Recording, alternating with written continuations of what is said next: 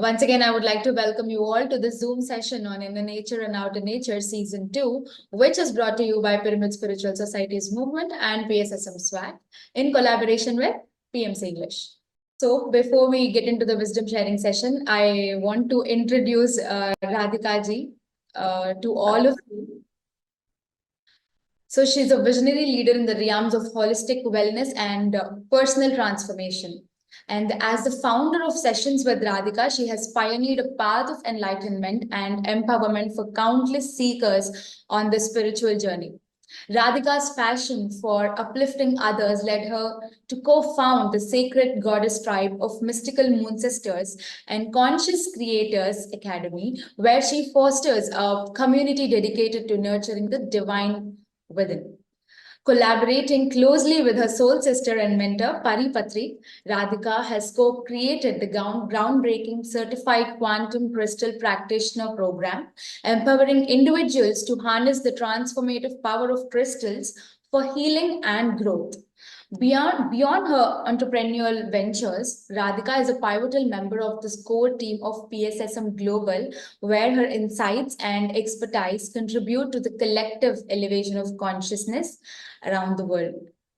Renowned as a motivational speaker, mindset rewiring coach, and energy intuitive medium, Radhika seamlessly blends ancient wisdom with modern techniques to guide her clients towards profound breakthroughs.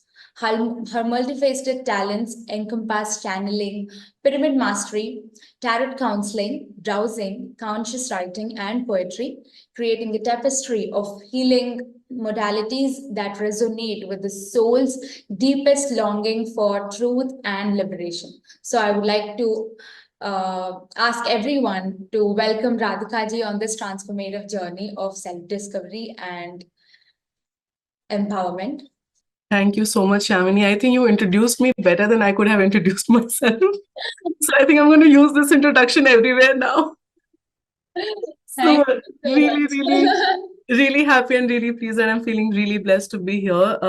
Thank you, Yamini, for such a beautiful introduction, and to all the amazing admin team of Inner and Outer Nature for doing this putting up this great show. And we're already on day 29, and I think I see excellent progress, because during the group meditation today, I felt a lot of energies. That group energy was so high. And everyone was very dedicated. Even if someone meditated for just 5 minutes or 10 minutes, I think they were into the whole process of what they were doing. So I'm genuinely very happy to be here today. And let's get into the topic right away, because there's so much to share. And I'm very excited to share all that I have to share with you all. So our topic today is exploring energy vortexes and connecting with Archangel Ariel. This is a very close topic to my heart, because it brings in a lot of fun today as to what we're going to share. So let me quickly do it without any further ado. So what are energy vortexes? Before we delve into the natural vortexes or the depths of what they are, just a simple basic introduction that they are spiraling energy. But before we get into that, we have to understand a term called the concept of ley lines. What are ley lines? So many believe that a grid of earth energy circles the globe, connecting important sacred sites such as Stonehenge, the Egyptian pyramids, and the Great Wall of China, and many other, into a straight line. They are all connected. So those are the ley lines. That grid, that energy that encircles the globe are the ley lines. Okay. So if one were to place all of these sites and the other sites on a map, a curious thing occurs. And what is that? Many of them can be connected by a straight line. So these are the ley lines that we were talking about. All of these important places on earth, these sacred sites, can be pointed on map like they are on a straight line, that they're not up or down. Many of these sites are just on a straight line. So where these monuments and sacred sites specifically built at those locations by ancient people with lost knowledge of unknown earth energies, especially strong along these ley lines. And energy vortexes tend to occur at critical intersections of ley lines, which are straight lines that connect sacred sites around the world and align with the earth's electromagnetic energy. So Earth has an electromagnetic energy. Long back, NASA had found that, there is so Earth has a torus. We'll talk about the NASA's discovery later. The Earth has a torus, like a big magnetic field around it, and it's radiating some electromagnetic waves. And it is one of the most, how do I put it? Let's just say that it attracts all sorts of energies to its womb. Earth is that kind of a place. And that is why there is such a huge play of light and dark on our planet. That there are energies which might be very gray, there are energies which are very dark, there are energies which are very light. Now the point is, all of these energies are very, very important, because if there is not one energy present, the other won't work as it should moving forward.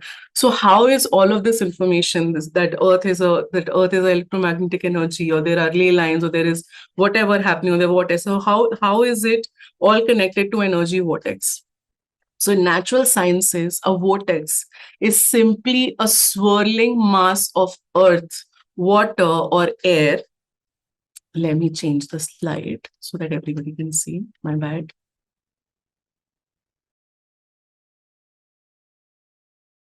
And please bear with me, because a lot of solar flare is happening right now. So there is going to be a lot of internet and lot of electricity outage continuing this year, and it'll be very, very high the next year. So this is all the electromagnetic waves that I was talking about, that solar flares. So all this purple aura and all of that is happening on Earth right now. It's not natural, guys. It's beautiful, but it's not natural. Going back to the topic.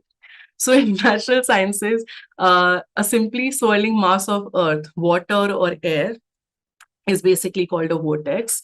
Similarly, New Age esoteric spiritual people define energy vortex as a specific location where the swirling currents of energy congregate and imbue the place with above average levels of earthly energy, like something that you can feel here, but when you're on that sacred side, something switches, something happens, and you go crazy. I have today, which with personal experiences, I have put 5 vortexes today, 5 places that I'll be introducing. But before that, let's get into something more interesting, that there are 2 types of energy vortexes. 1 minute. Sorry, my slides are slow. You can see the beauty of the last slide. Now coming to this one. Positive energy vortex and negative energy vortex, like the usual thing, how everything happens on this 3D matrix. Okay, so what is a positive energy vortex? Positive vortexes are the ones where energies spirals upwards in a clockwise direction. In our natural body, okay, before I go further, let's understand this. Our body in general, let's say 80% of Earth's population is right-handed. Or there are also few people who are ambidextrous, and there are some people who are left-handed, right? But mostly in a human body, the energy's flow is always clockwise direction. And when we speak about the Kundalini, especially the meditators, the energy is always flowing upwards. The movement of the energy is always upwards or in a balanced. So the energy moves upwards and downwards in a balance. So that is the human body. Now going back to this thing so that you can understand better. So the energy spirals upwards in a clockwise motion, and in turn creates an enhancing flow of energy, and in that process promotes delta wave activity, the positive energy vortexes, that upward spiraling. So what happens is your energy is spiraling upwards or in balance. When you go to this side, or you start meditating, or you just in your beingness, what happens is it takes you swoosh, that energy starts colliding, that upward movements of that place and you, and the whole brain wave, which is mostly in the alpha state, like what Patriji used to always say, that you have to let go of the mind, let go, zero mind state. So zero mind state is usually theta wavelength. We are mostly operating on alpha wavelength. But what this does, it takes us to delta wavelength, where we might experiences visions, where we might experiences intuitions, and a lot of other things just with open eyes. That is the kind of energy these sacred places or these vortexes hold. Okay, so they're often referred to as a place where heaven meets the earth. So you can now understand where this is all coming from. Something which is not very, in the human terms, not very reachable, but it becomes reachable on those sacred sites. So, since ancient times, priests and shamans believed that spending time in a positive vortex could result in an enhanced power of meditation and creativity, and thereby led to an experience of spiritual awakening, enlightenment, or self realization. I think I'm very, so let's talk about the man made first. All the pyramids where we sit and meditate, and all of you, most of you guys here are pyramid meditators. So I'm sure that you're able to relate with what I'm saying. Wherein we are talking about the natural sacred sites here, pyramids are also so there are man-made energy vortexes too. Pyramids are that. Because when the angle is right, when the intention is in the heart, and when you sit in that place, let's talk about the Hyderabad pyramid or the Bangalore pyramid, where you're sitting in that pyramid on the king's chamber, and the kind of energy that flows into you, that is the kind of energy we're talking about here. The multidimensional travel that you experience in that sacred site is exactly what I'm talking about. So now what is happening here in a positive energy vortex? They are known to be found at the ley lines where the intersection of that energy is perfectly at the 90-degree angle. At the 90 degrees angle. Okay. So ley lines are straight lines connecting ancient or prehistoric sites, also meridians that connect the acupuncture points of the earth. So when these places appeared on earth or were constructed by the ancient people or the extraterrestrials, as I would put it, sorry. So let's say on our hand, like for example, if your gut is not very healthy, I'm just going to be very simple, very simple in this, because whoever is watching this should understand.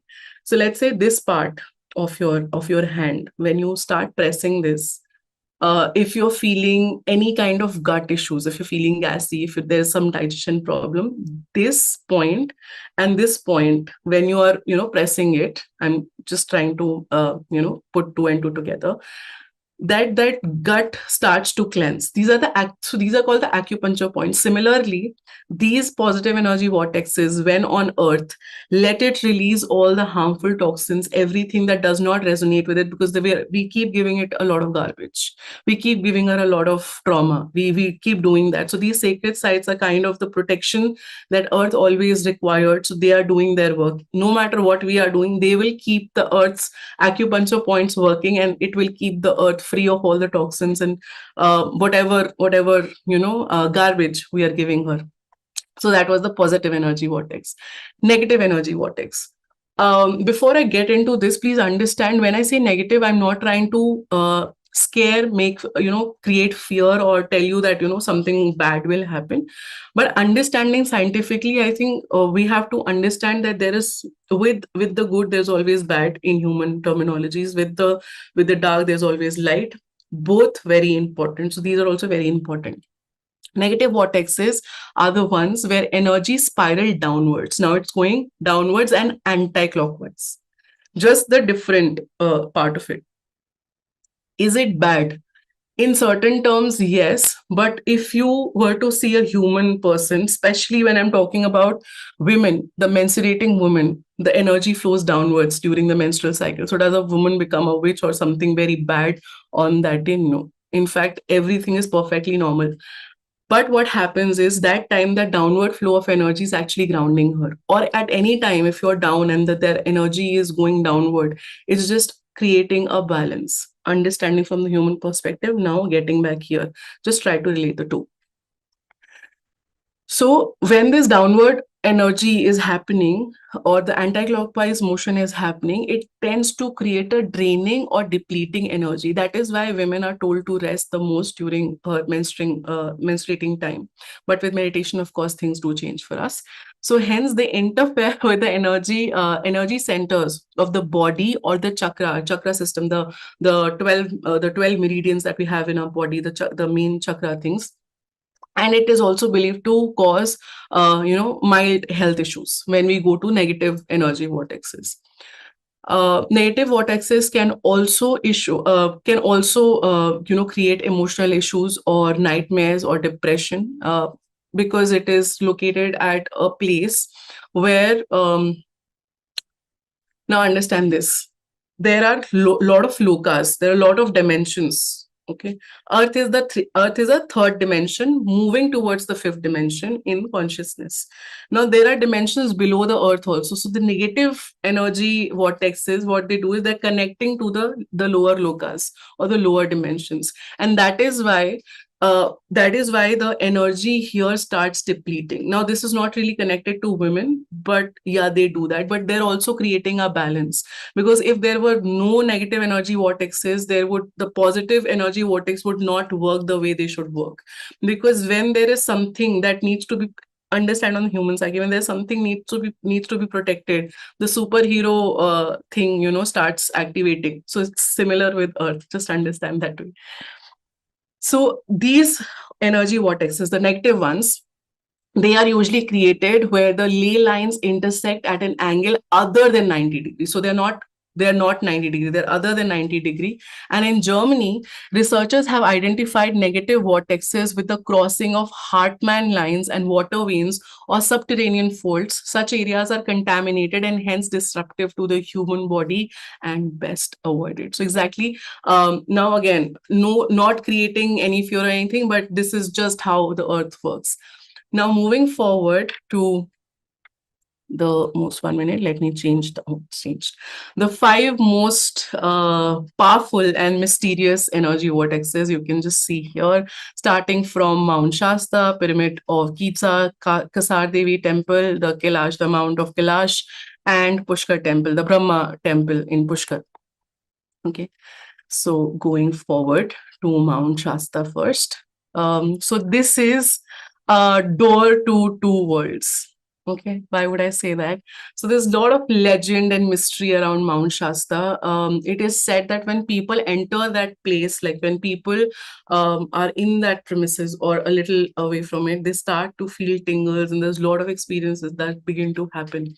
And why is that? So there are a lot of legends and mysticism surrounding Mount Shasta.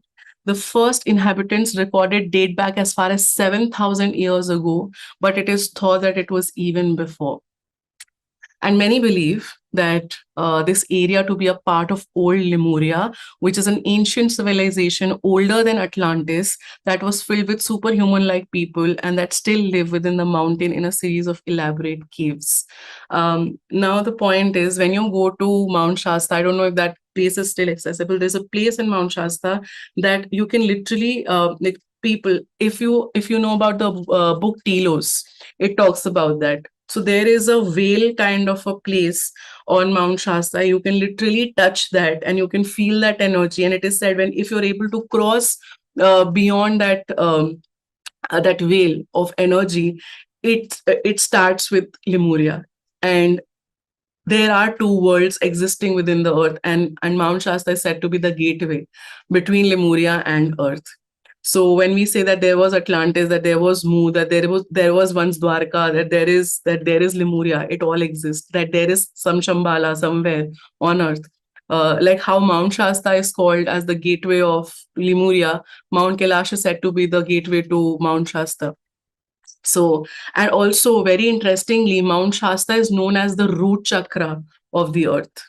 That it's holding the lower energies. It's upholding the root chakra, from where the spiraling energies towards the Kundalini awakening happens through root chakra. So it is the root chakra of Mother Earth. Moving forward, by the way, a lot of sightings has also happened for a lot of people in Mount Shasta, where they saw those superhuman-like creatures. Coming to the Pyramid of Giza, I think most of us are very, very, very informed with the technology or the information of pyramids. So I don't have to get into the nitty-gritties of what a pyramid is.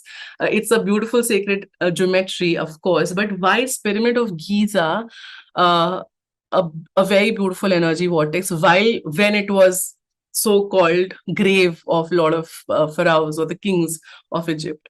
The fact to understand is that it was never meant to never meant to mummify the pharaohs. Those were different pyramids. Pyramid of Giza was built by extraterrestrials. So this picture that you see is very recent. This pyramid once had a white cascade. I couldn't find that picture. I'm very apologetic about that. But this whole pyramid had a white cascade with a golden top. And it was constructed in such a way that everything was so symmetrical that today's machine and tools could not have done it at such a precise thing. You can't hammer, you couldn't have hammered those bricks. They were so precisely placed. That white cascading by no means could have been done with the kind of technology we have even today. That golden top that was kept there, it was said to be such a huge magnetic force that it used to attract the cosmic energies directly to earth. In fact, there are times when certain planets align directly on the straight line, which is also sometimes called the Syrian gateway, or the lot of other things that happens, or the lion's gateway. Those align in a certain way that the cosmic energy on earth is the highest. Now, to understand that if the modern day technology tools cannot have constructed something like this, and we know that it is man made, it was never naturally occurring, it's something that was made, was constructed after earth started existing, and it has been standing there like a beauty that it is for such a long time. It could have been done only by the ancient Egyptian people. Now, if those people of Misr, so Misr also, Egypt in itself is a mystery, because it's in Hindi, or in Sanskrit or the Arabic term, it's called Misr. Misr also can be referred to as a mystery. So those people in Misr, those artisans or whatever, do you think that they were so talented, or something that they could have done without the help of? So now, if those ancient people were not extraterrestrials, who they were, because the kind of technology that has been put into this place is something unnatural. It's unbelievable the way it has been constructed. Now, what happens is, if you're visiting this place and if you're near this place, people who know, they will know the kind of energy they feel. Because again, as I said, it's in a straight line. Pyramid of Giza is one of the energy vortexes on the straight ley line along with the other ones. So then the magnetic field here is very different. And Kasar Devi, when we go to Kasar Devi, you'll understand better. But this place, when you meditate, that is why meditating under a pyramid makes the cosmic energy go 3x, because the degree or the angle, which is this again the 90-degree thing, of course, but the angle and the degree is so perfect, it makes a place or a body ready to receive the cosmic energy. And that is why it is one of the most mysterious the energy vortex. Moving forward to Kasar Devi. Look at the picture for some time of this place. Looks very normal. Just a beautiful temple surrounded by a lot of greenery in Almora, a small village in India, and just like a normal thing. But is it really normal? No. Why? I tell you. So this temple is dedicated to Durga, and under the belief that Ma Durga slew two demons on the hill of Kasar Devi, which was Shubh and Nishum. That is why when we read the Durga Chalisa, there is Shubh and Nishum that she killed, or that she undemonized earth from their evil forces of Shubh Nishum. So that thing also comes in her chant. So it was this particular hill where the temple is built, where she had slewn those dragons basically, and taken back her power, or the power of earth. Now, what is interesting about this place? So it is said that imprints of goddess Durga's lion are still behind the idol rock face. So there's a rock where the lion's paws, that thing is still up, can be seen today. And in 1958, now we go a little deeper into this whole why this place is. So this place is also called as, or in whatever terms, the cosmic peak. Why is this such a great energy hub? So in 1958, NASA discovered that Earth is surrounded by two donut-shaped zones of high energy particles, protons and electrons, okay, held and captured by powerful magnetic forces of Earth. These zones, these particular zones, the donut-shaped zones, contain such harmful radiations that if they crossed the Earth's atmosphere, the the natural atmosphere, it could have killed all the whole human population in just few minutes. So they are known as the Van Allen belts. These donut zones, they are called the Van Allen belts. Now, due to Earth's magnetic field, which is so high and so strong, if you remember, just at the beginning of this session, I said that Earth has a torus around it, a very huge magnetic field. So due to Earth's magnetic field, these electrons and protons get trapped under the area of Earth's energy and reduces their harmful impact on the human body. That is what the torus is doing. Now, the geomagnetic field of Earth is a protection layer for the planet and for all beings. Only these three places on Earth, which includes the Machu Picchu, the Stonehenge of Wiltshire in England, and this Kasar Devi temple, which is holding these energies down, and this Val and the Van Allen belt, that magnetic field is reducing that harmful impact. So when you go to this place, it's like your whole body begins to vibrate, like you literally like dug, dug, dug, dug, dug, dug. Sometimes I'm sure everyone has felt that, body is moving without you're not even meditating. It's like you're spiraling or something. So this is something that this is a cosmic peak that a human body feels when they're very energy sensitive, or where they're very aware of the energies they hold within. The mere realization that you're not this body and you're a soul and you're merely experiencing this human body changes a lot of things. And I'm glad that I'm able to share it in such an advanced manner, because all of you here are great scientists and great pyramid masters. As sir would say that we're all spiritual scientists. So I was able to pull up this information and keep it here, because I knew that you guys will understand, that it will reach you in heart and soul and mind. So when you go to that Kasar Devi, that energy, sometimes you feel that when your body starts to fly high and you have to literally sit and meditate to calm it down, it is that whole energy that you feel here. But when you go here, that energy is so calm, so relaxing. It's like you've gone home. It's like you're somewhere that you've been looking for this place. Of course, from individual to individual, the experience can be very different, but this is what Kasar Devi is for you. Now moving on to a very favorite master of mine, Mr. Shiv, and his residence place, that is Mount Kailash, which is in Tibet. Sadly, which was once a part of India, and now it's not anymore. But anyway, it's okay, doesn't matter. So Mount Kailash is said to be the crown chakra. Now we have gone to the root chakra, and we're now coming to and both are the mount. And imagine both of them are the mountain peaks. One is Mount Shasta, the other one is Mount Kailash, and it's known as the crown chakra. If you would relate it to the deity or the master, I would not call it deity, the master, that is Shiv. He's said to sit here. He's said to be someone who's already enlightened. So he works with your crown chakra. He works with the Sahasrahara, right? So similarly, this place is called the crown chakra. A lot of myths, legends, lores surround this peak. A lot of people say that they have seen a shadow standing at the peak sometimes, who was able to witness this beautiful peak. But the point is, no one has ever able to reach in normal human form this peak. But there are people who are said to be sitting inside the caves of Mount Kailash and meditating for thousands and thousands of years. A lot of people who have walked to this path have said to have experienced meeting people, in fact, even witnessing yetis when they were going to the places.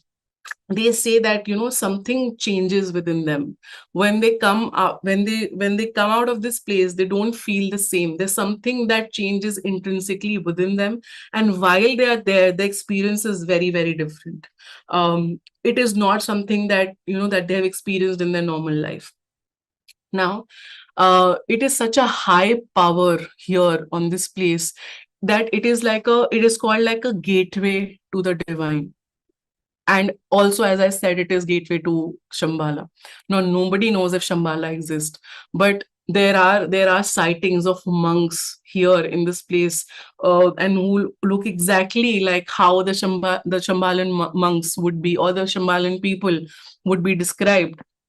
So the sightings have been there, and this place has been placed, or has arrived, or has grown, or whatever you want to call it, on Earth in such a way that it can communicate with the entire multiverse. It is like, imagine if this is the top, this is the head, and the whole earth is now the face. This is the head, it's the top, it's like the crown on earth. So this Mount Kailash is basically transmitting, downloading, uploading, giving out every information that happens within. Even if we do not know, even if we do not believe, even if we do not understand, the process is happening. And a lot of people has experienced going physically to other dimensions and coming back. Now, obviously, people would say, oh, you might be meditating or it might be hallucination, but that's not true. People have literally experienced, and they've not even gone to the peak. But any aware person who literally had the intention, they have experienced other dimensional energies here on this place.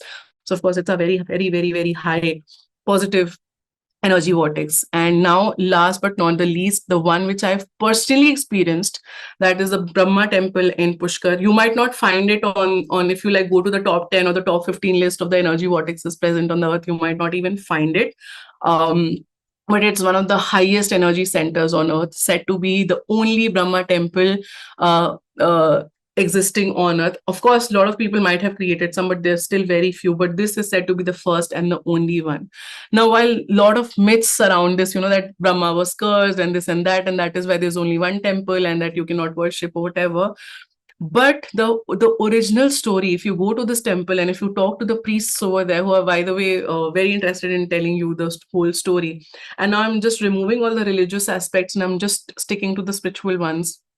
So they would tell you that when a creator creates, there is a lot of image of him or her or whatever that energy is, like you, me, and everyone else. It's like that, there are so many images or the mirrors of that energy.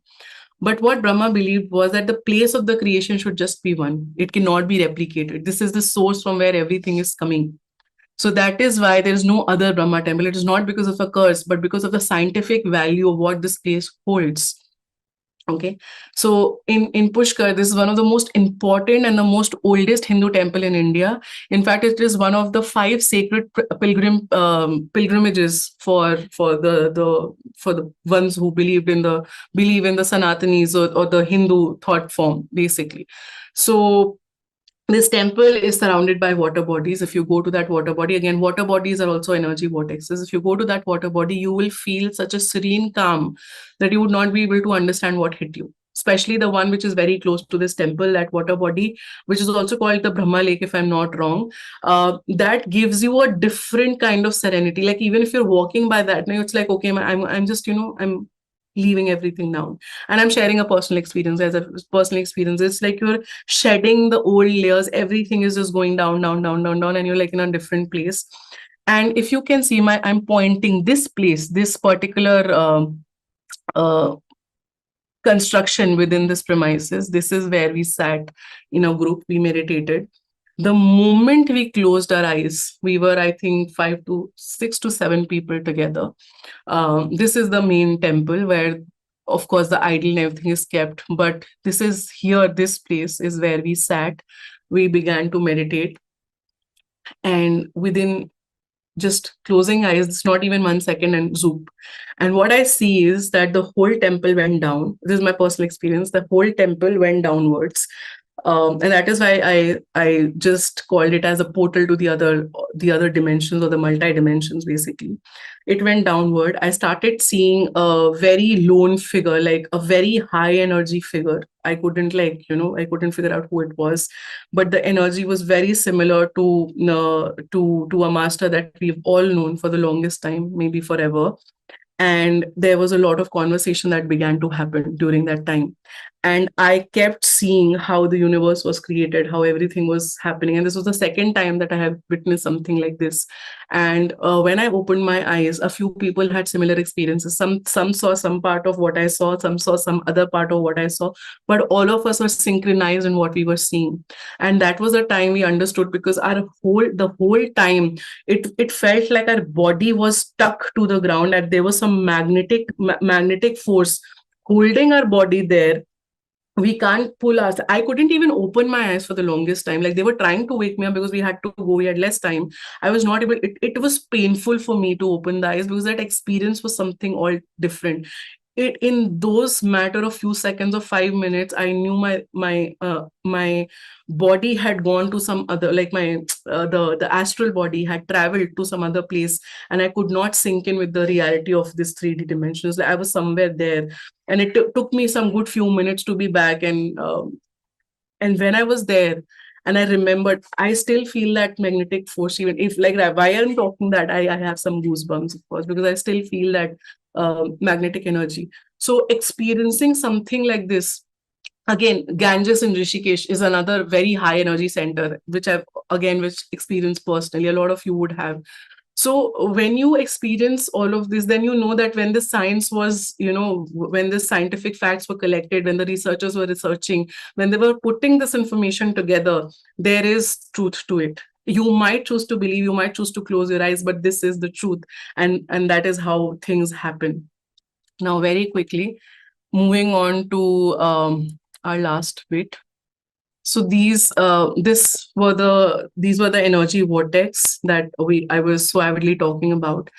I think, I'm sure that we all know by now that energy vortex is something that that enhances your spiritual experience to a different level. But how is it supporting us, and why this topic today? As conscious beings, we need to understand, we must realize the responsibility, the duty, the the oath the oath that we took before we came here on earth. So once I remember, it was a conversation with Patriji, with sir, and he was like, yes, I am the person who decided that there will be crores and crores of angels like you walking down on earth with me to uphold the energies and to uplift the energies of this. And then it strikes that all of that the legions of angels and this and that and all the information that you have been reading everywhere is happening to you in real time. You might choose to believe it, you might not choose to believe it, but if you know, you know. It's just like that. Some things cannot be expressed in human terminologies, and you just have to experience all of that. So why I'm saying this is that you as a person, all of you sitting here today, including myself, we had some responsibilities. We took a big challenge, a big fun challenge, a sacred challenge, a lot of, or whatever you want to say, to be here in this 3D matrix, to uphold the energies as we are doing today. So as those members, as those, the stewards of earth, we're all stewards of earth. We all are. So that way, when we get closer to the information, to the mysteries of earth, to this Mama Gaia, which holds so much in her womb, in her heart, we become closer to everything that there is.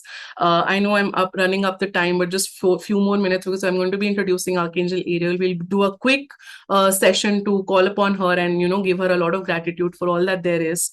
These energy vortexes are protected by a lot of masters and a lot of high energies that we can't even think about. No one can touch these energy vortexes. People might have come and looted the Pyramid of Giza of that, or that golden top, or the white cascading. They might have, looted of it, but they could not loot the energy. They could not break down the structure. No one can. If it has to decay, it will decay on if it has to disappear, it will disappear on its own accord. Like how a crystal keeps, like so many crystals keep appearing and disappearing from earth, but they do it on their own accord. We do not have any power on any of this. So when in this human form, when you realize that you have certain powers but you don't have it all, it is a state where you become humble and you realize that you are just here as a medium. You are not the power, you are not doing anything, you've just become the medium for things to happen in a certain way. And the day you decide, day you realize and become aware of it, the ego goes down, the power hungerness go down, everything goes down, and you become more conscious of how to live in cohabitance with earth and all its beings. When a person sitting at some other state is consuming, which is not food, which is a beating heart, you realize the amount of pain that earth goes through. And now I'm coming to where Archangel Ariel comes into the picture. If you think, if anyone thinks that they can, uh, do whatever and then just go by their business, it doesn't happen that way. Archangel Ariel is said to be the most powerful energy in this universe, who is said to be the lioness of the god itself, or the god energy itself. Now understand this, there are, where we have only found 12 dimensions on earth, there are actually more than 36 lokas, more than 36 dimensions, those which have been known by people who have deeply meditated, but there's so much more information beyond those. I don't know how many number of lokas, there is some god energy that you can go and touch.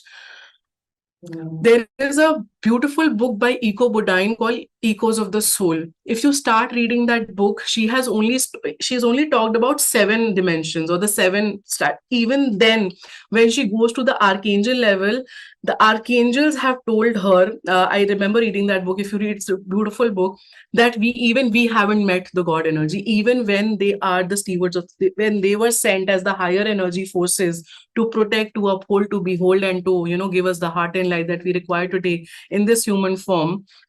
She talks about that even we couldn't reach that god energy. So we are talking about something which is so powerful that we cannot perceive it with our human mind. We'll have to let go of the body, the beingness, the social identity, and everything, to at least, even if in one minuscule matter, like one point of the toenail of that energy that there is, we could understand that. And even if it will take a lot of, maybe, letting go of karmic debts and so much more, to understand what we are really gotten ourselves into. The book name is Echoes of the Soul by Eco Bodine. So this book is not literally anything related to the topic that we're doing today, but I only referred this book in terms of making everyone understand that the kind of power and the energy I'm talking about today, this god energy. So Archangel Ariel is basically that god's energy, or that god's lioness, who's taking care of earth in all forms. So she is said to be the mother of the animal and the earth kingdom. She takes care of the nature. She's the fire spirit, the earth spirit, the ether spirit, the space spirit, everything inculcated in one. Of course, we're all Archangel Ariel if you are the stewards of the earth, but one energy that upholds and sees everything is her. So her name itself means the altar of the god, or the lion of the god in Hebrew. And there are lot many other spellings, how it is spelled, like Ariel. So Ariel is the name. And she's known as the nature archangel and the angel of manifestation. So anything that needs to be manifested in this reality, it's her. You need to call her. And she has appeared in lot of mystic Judeo-Christians writings, and believed to be leader of the virtues. So there's a lot of hierarchy within the angels also, in just terms of understanding, of course. So she is the part of the virtues, as the choir of angels, because she sings.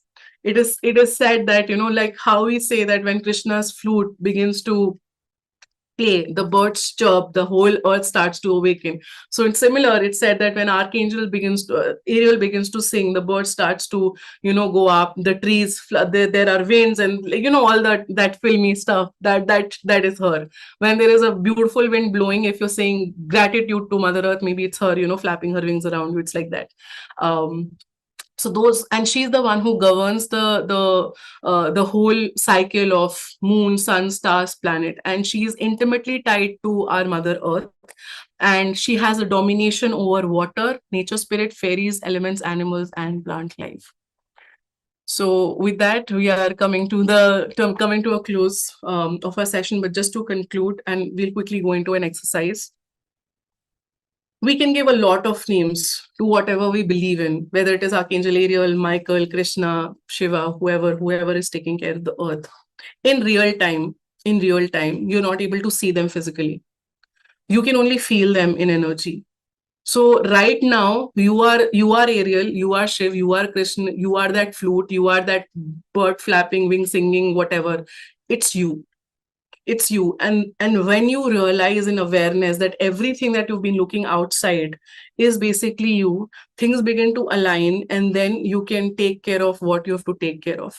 And I'm not really trying to say that, oh, today only we have to plant 100 trees, or we have to go vegan, or we have to do something. One step, one day. Just realizing that awareness that you are such a small part in this huge multi-dimensional, where you were sent to this beautiful school, Earth. There are 11 matrices like Earth. Earth is the highest form of matrix where the learning of a human being is very, very high. You chose to be here in this beautiful school to let it go back to the original state. It was initially the fifth dimensional energy and known as Tara initially. Then there was, as we were talking about the dark and light forces, where all these vortexes and everything started to appear. Whatever happened, it fell down to, and when I say fell down or rising, it is not happening physically, guys, it is all consciousness. So all the solar flares happening today, the power outage that we're seeing, the internet breaking, the slag on the AI taking over, all of this. If someone is thinking that they can control us, they can't. Let AI work whatever. It will not go above the human psyche, because there's something. How are we working? I know I'm going a lot of places, but just putting everything together and concluding the whole session today. We have certain number of bones, we have certain number of lungs, heart, kidneys, whatever, eyes, hand movement, what everything is coordinated. Something is moving us. There is no switch on and off button. I don't switch on and Radhika starts speaking. There is no button here. I'm just working. I know what I have to speak. I know there's a consciousness here, which is very super, which is connected to something. I am connected to Mother Earth. She's speaking to me every day. How? And I'm able to read it because I'm a consciousness. Can AI do that? AI can read me. AI can learn from me. AI will not make me learn ever. Understanding this together, the moment we decide to take our responsibility and start taking care of Mother Earth, or the animal kingdom, of the plant kingdom, of the mineral kingdom, all the kingdoms that beholds this beautiful place, I think that will be the day. Even one person, one thought can change the whole thing. And that is why this whole concept I brought today, to make aware of the mysteries of the mysticism that this earth behold, that how multidimensional this planet is and how multidimensional we are to be here in this present moment. As sir would say, you're very lucky to be sitting beside me and very lucky to be moving, and it is not easy to be a pyramid master. He meant it. He meant it when he said don't kill animals, they're not food. He meant it, and he lived by that value. So when Parinita Patri decided to be a vegan or to start this movement, she meant it. When Pari Patri decided to be a vegan, she meant it. Anyone here, if Bhaskar is here, Bhaskar decided to be a vegan, he meant it. So when you mean something, then the intention starts working and then things starts happening. So with this quickly, let's do this. Let's bring our hand to our heart right here, like this, and hold the intention of love. Now close your eyes. Take a deep breath. Take a deep breath and release everything, every guilt, every shame, anything that you felt that, maybe you've not been very, very loving to Mother Earth. Anything that you're feeling right now, just release. One more. Just making our body very relaxed. And now I call upon beautiful Archangel Ariel to be in this space today with us, holding our hands.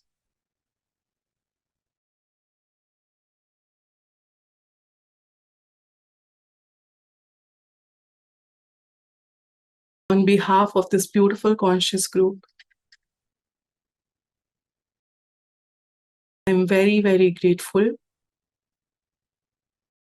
We are all very grateful for all the beautiful surroundings, this beautiful earth, the beautiful animals, the energy that beholds us, the ground we walk on, the roof we live under, the food we eat, the water we drink, the wind we feel, the air we breathe in. We're grateful for everything.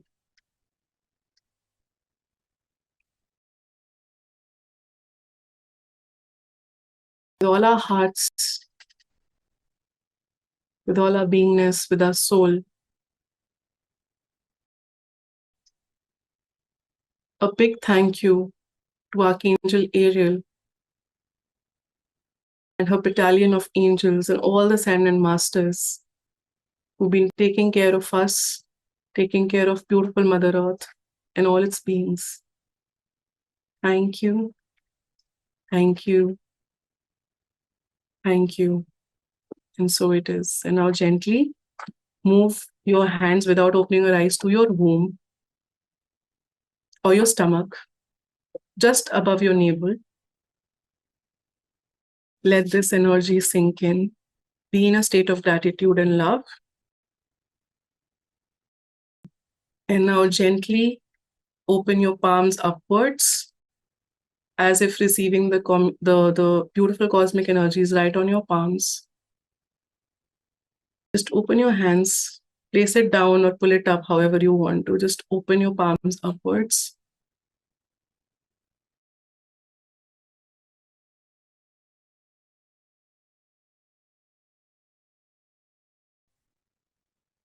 And just like this, keep your palms upwards, open your eyes gently so you can see what I'm doing. Just place your palms like this. Let the cosmic energy come. Let the cosmic energy flow in. Just feel that energy flowing in. And slowly, like this, and we're giving this energy, this gratitude back to Mother Earth, to Archangel Ariel, and to all those ascendant masters who have helped us uphold, behold this beautiful body and the energies of Mother Earth. Thank you, thank you, thank you. And so it is. And with this, we are done. Thank you so much for giving me the space to speak, to be able to share what I could share today. And I think you have given a lot of insights regarding vortexes. I think everybody will be having doubts regarding this. yes. Before I speak to everyone, I see Parinita here, so I would really love for her to say something or to share something. Thank you so much.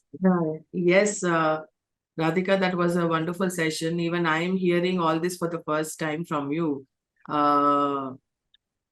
This is very important subject. Though she has given us a lot of information, we need to revisit whatever she said in that video and slowly digest it. It's not like, it's okay that you don't understand it at once. I know that we have a very slow digestion process, but one word at a time, one bit at a time, and one paragraph at a time, one revelation at a time, we can slowly increase our digestion process and understand what information that she has given. And this is not common information that we can get anywhere. This is real-time experience wisdom.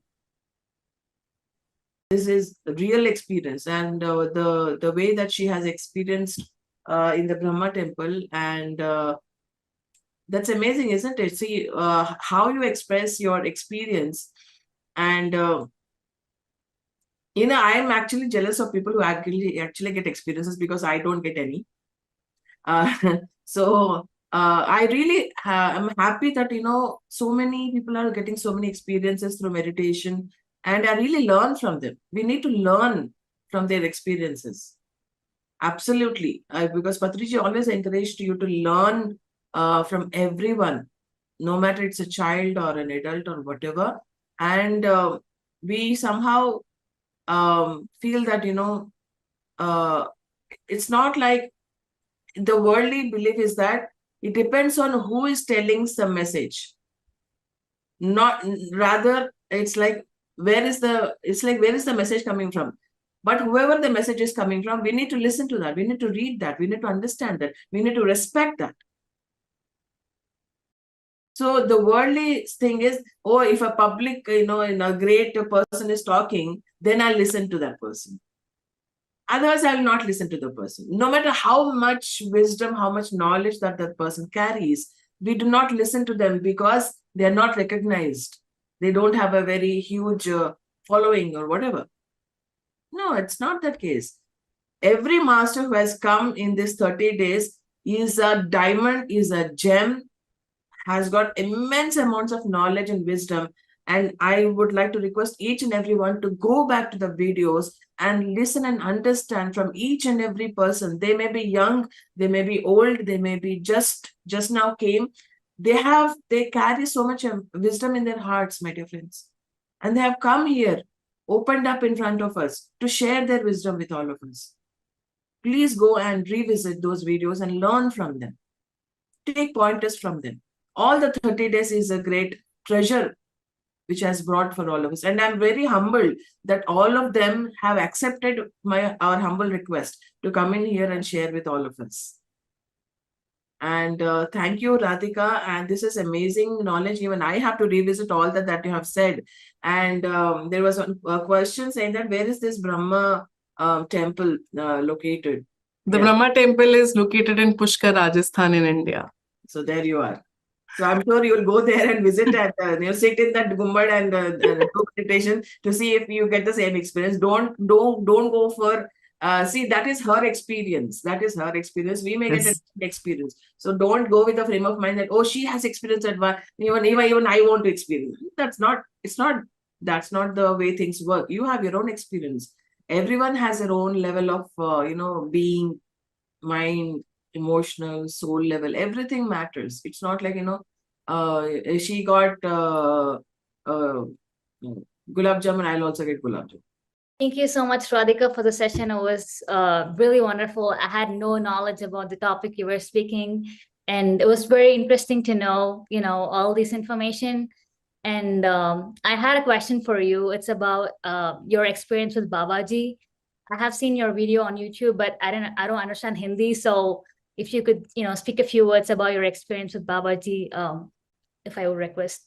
Thanks. Okay, as of today, what I feel about that whole ingest is that while we try to keep searching for that godly figure or that, or that infinity outside of us, what I learned from that DT or from that master, I don't know why that DT thing is in my head, from that master, and what even Patri sir would say, that being one with your breath is the whole dynamic that you have to live and breathe on earth. So that was my experience with him. I was told by a very beautiful pyramid master that he was my first guru, that in one of my lifetimes I was Sarha, his first disciple. I could relate to that in a bit because I did see certain things at that point in time. There were some experiences which the time is very short. I won't be able to share here. But yeah, in short, I would just say that if you really want to connect with him, you don't have to be something very special. How people will keep saying, that you have to be, oh my God, you have to wear some clothes and do this and do that and this and that. I think meditation is the key. Patriji has given us the most simple, most beautiful foundation, that is meditation. If you meditate intensely, I am sure that you will be able to connect with that energy. So you will have your own experience. Thank you so much for asking this beautiful question. Yeah, thank you so much. I actually read the book Conversation with Mehrotra Babaji. I think there was a point about Sarah, your disciple. So thank you so much. Thank you, Srimati. Okay. My quick question is, if I have somebody or have a knee pain, what does that mean in terms of meditation or something? Okay, if you have a knee pain, what it can mean in terms of meditation. One book for this I can recommend is You Can Heal Yourself by Louise L. Hay, because she has spoken about a lot of pains, a lot of ailments, a lot of disease, that is DIS hyphen Okay. E, because it's not a disease really, it's just a disease in body. So you can read that book and you can learn a lot. I am not someone who can speak about this right now because it is your experience, not mine. But definitely that book can help you understand from how to communicate with your body better and to understand why that knee pain is coming to you. You Can Heal Yourself by Louise L. Hay. I'll just put it on the chat. And one more book that you can read is Joint Healing by Kasar Devi. That's a great book that one must read. It works on all levels. Healing is actually on all levels. And the physical body is just a reflection of the diseases in our emotional body and the mental body. So that is what it talks about. If we heal our emotional body and mental body and master ourselves, then the physical body will be disease-free. So it will be sickness-free. So it's just a reflection. Our body is just a reflection. Knee pain and all, it's just a reflection. And we do not focus on reflections. We could focus on the causes. Let's become cause-oriented rather than result-oriented. So that is what I have learned from so many masters. So focus on how to, they say prevention is better than cure. So focus on that. Focus on the causes rather than the results. So that is what I can say. So, how to be free from negative forces, Yes. especially when we are a host of negative entities. I'm aware of it, but how can we be free and make our aura stronger? Okay, thank you for this question. I'm glad you asked it. And I had a feeling that one question like this will come, especially when I started with the negative energy vortex. As I would say, one thing is, as a human in this human form, you were born with the good and the bad within. Let's now speak human language, literally. Let's go a little baseline. Okay. It is important to be as bad as good. And it is important to be as good as bad. You know why? Because you will never know the importance of the other without being one. And when that experience happens, in that experience, you learn, you grow, and you become who you are today. All of you sitting here today, including myself, we have done our own stupidity in terms of, sir, I know you're a stupid person, sir would say, right? So all the stupidities that we have done in the past, and we have learned from that, and we've made ourselves aware of what we were doing wrong, and we have to correct. Just a moment, my camera is acting up. And what we have to do right today, we are here today sitting in this group consciousness, in this beautiful group consciousness, as the voices of swag and great pyramid masters right here in this group, right? So now your question, first thing is to be fearless, as sir would always say. When the fear appears, all the negative things will begin to act on it, because you are giving a thought, you are giving that energy to that thought, that there is something negative, that there are negative entities. Okay, having information and acting on it are two things. Having information that there are negative entities is one thing, but acting on it in a way that, oh my god, there are negative entities, what happens if I am attacked by it, what happens if this happens, what happens, then you're acting on that thought. While sir would say, as a meditator, you are safe from everything, because as a meditator, you have raised your vibration and your consciousness so much that nothing of lower vibration can hit you or can touch you.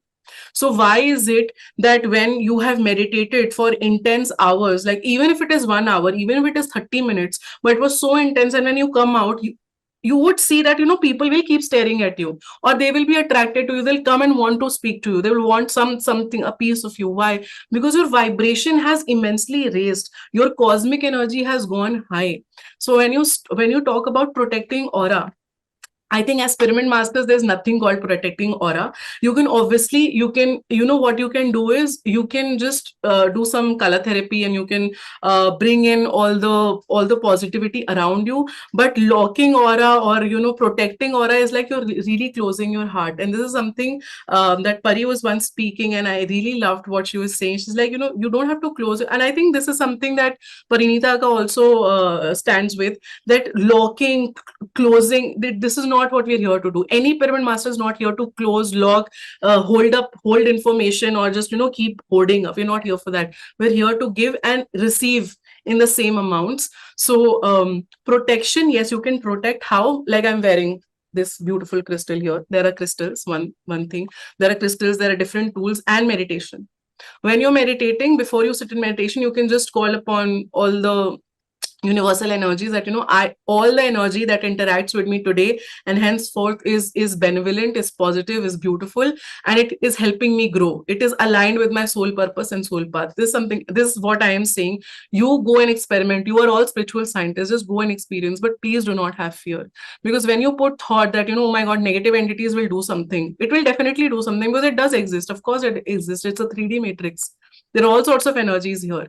But knowing it exists and again acting upon it, two different things. So how you choose to be and how you choose to receive the information that I shared today is completely on you. I did my dharma, now it is yours. How do you take it and how you act on it? That's all I want to say on this. Thank you so much. Hi Radhika, good to see you. Same here. My question is, like you have said in your, like for women in their rest period, the energy will be downward or something. So how does it work for men? Like, is it also the same way or which time does a man will have the downward energy, or how does it work? Okay, that's a great question. Now, womb is something which is not gender biased. Everyone has a womb. And when I say womb, it is the intuitive power that you have within. Okay. So for men, because I'm not that gender, I cannot speak by experience, but I can speak by something that I've read or something that I keep seeing in the men that surround me in my life. Um, Men are also directed by the moon phases as women. Okay. So when women are experiencing their cycles, men are also experiencing their cycles with the moon. So everything is connected with the moon energy here. So that is also again how we come into contact with the planetary energies, the earth energy, with what we are living in, right?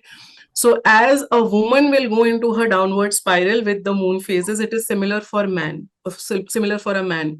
Now, even for women, it might not be that, like, so it is commonly believed that when it is a new moon, uh, uh, um, because it's a new cycle, so a woman will start menstruating on the new moon day, and all on the full moon day she is at her creative best, so she is at the manifestation power. But for a lot of women it is different. For me, for example, it happens a lot of times that I would actually start menstruating around full moon. Maybe it could be very different for it. So in person, it's a very great question, Vin, and thank you for asking that. You have to start experiencing within your body and become aware of your own energy, that when you are experiencing that downward spiral. Now, that downward spiral is not necessarily negative. The downward spiral means that your body is demanding rest, or it needs more meditation, it needs more reading book, it needs more being one with the nature. When I am on my menstruation cycle, I feel very high energy, but my body is demanding rest. So that time I would meditate more, I would want to go to the parks, I would want to be near a water body, I would want to be with the right minded people who are giving me comfort and calm, that they're talking nice, they're not gossiping around. Just giving few examples from personal things so you can also understand, so you will experience the same way. Understand that gender is again also a human construct in this 3D thing. It's just that we are all same, we are all experiencing similar energies in a similar way. For example, it is believed just that women do not have enough strength to pick up heavy weights. A woman can birth a child. A heavy weight is nothing. I can go and pick up 100 kgs if I want to. It is all about a willpower, how you want to perceive yourself, how you want to be, and how aware of you are of your body is how you will begin to flow. So during that, you can first get aware of the moon cycles, then start to notice how your energy is throughout that period in 1 month, because it's a 1 month cycle. So start observing every day, each day, slowly, and maybe start writing, start jotting down, and you can know when your energy is most depleting. And that is why it is said, so a lot, okay, because you asked this question, I will say why it is said that a woman can't go to a temple during her menstruation, during her periods, or when she is menstruating, is because a temple's energy. Now, temple is not a religious place, guys. Temple is a high energy vortex, where there is a lot of spiritual energy, a lot of cosmic energy, and where you can sit and meditate. Now, that temple energy is like this, upward clockwise. When a woman is menstruating, her energy is this. Okay.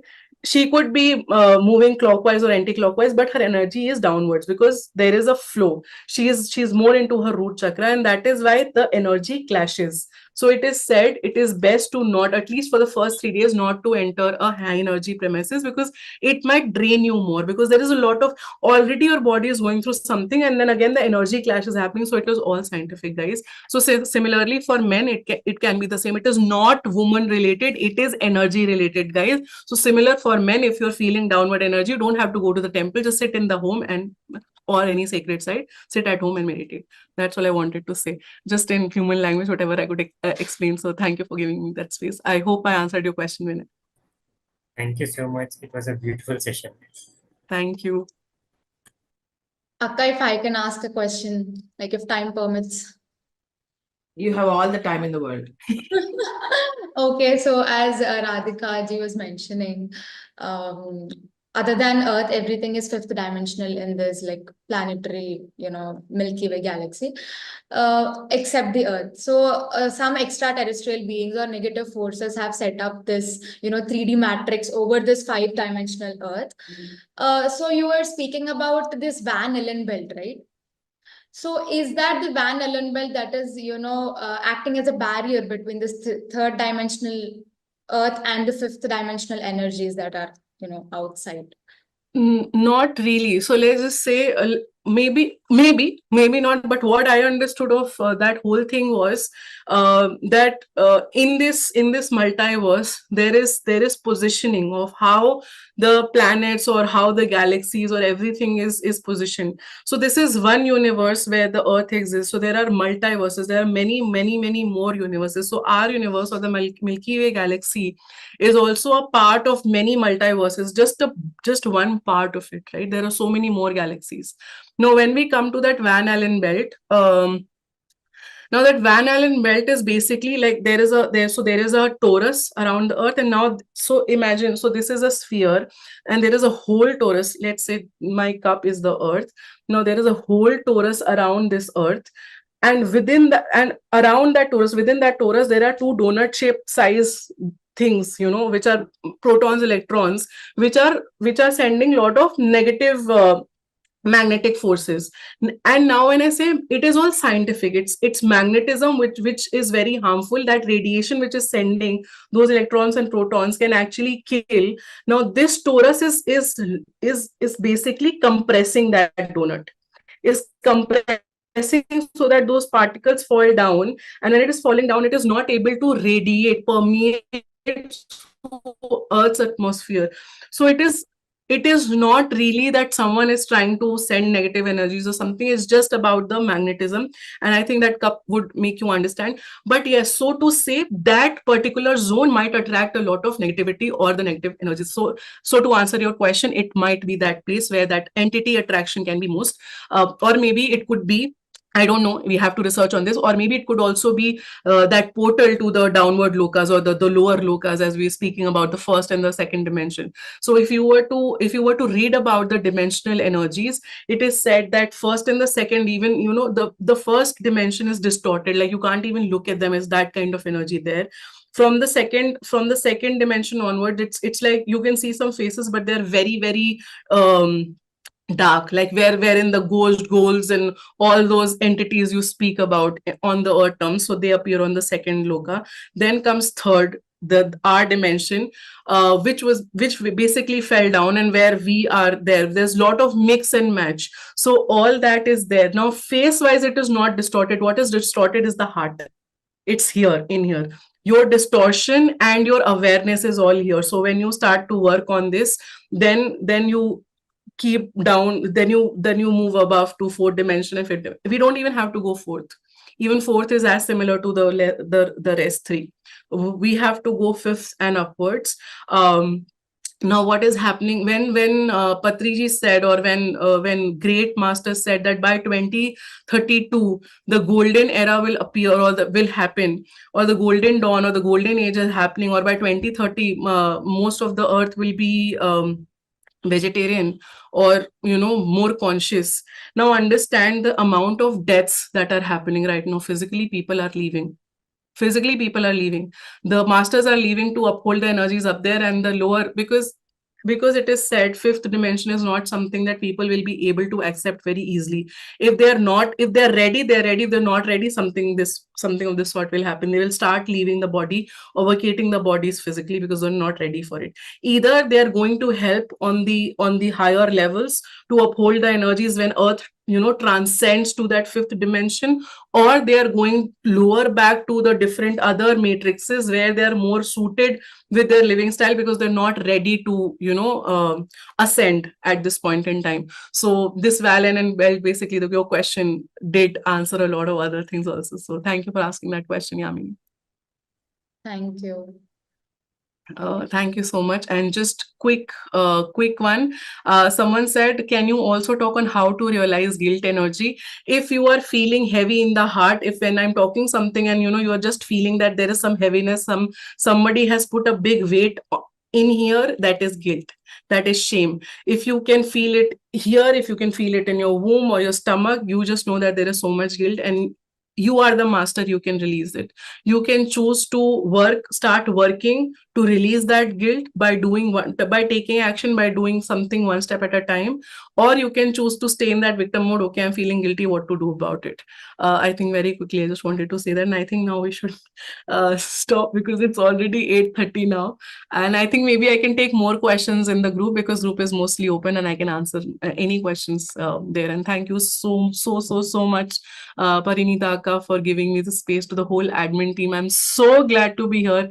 This is one of the best, I think, programs that we have in PSSM, where we discuss and we hold so much of earth energy, and we really become conscious of who we really are in this human form. I think it's much needed. It's very, very needed. Spiritual information all aside, I think we need to, in human form, understand why we are really here. Ground reality is very important. So yeah. That's wonderful, Radhika, and thank you so much for answering those questions patiently. And I must tell you, dear friends, I met Radhika in 2020, I guess, 2019. Yes, 2019. 2019, and it was just like okay, one more pyramid master has come and I have to talk to her and all that. But she first became friends with my sister Pari, and then she was my friend later on, maybe after 1 year. After 1 year, so then after that, we all of us literally meet each other. It's not a coincidence. We are all a family. All the pyramid masters, we are all a family, my dear friends. We've all become friends, and we share things. Family is not like brother, sister, mother, father, uncle, auntie. It's not like that. We are all friends. And Patriji always used to emphasize any relationship based on friendship alone and friendship alone. Only friendship. Nothing else is there. So let us become friends with everyone. Firstly, beginning with yourself. That is why inner nature and outer nature is there. So firstly, initially, most importantly, become friends with yourself.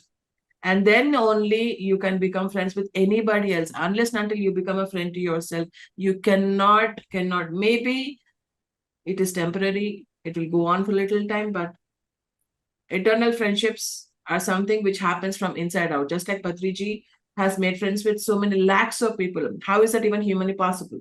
Yeah.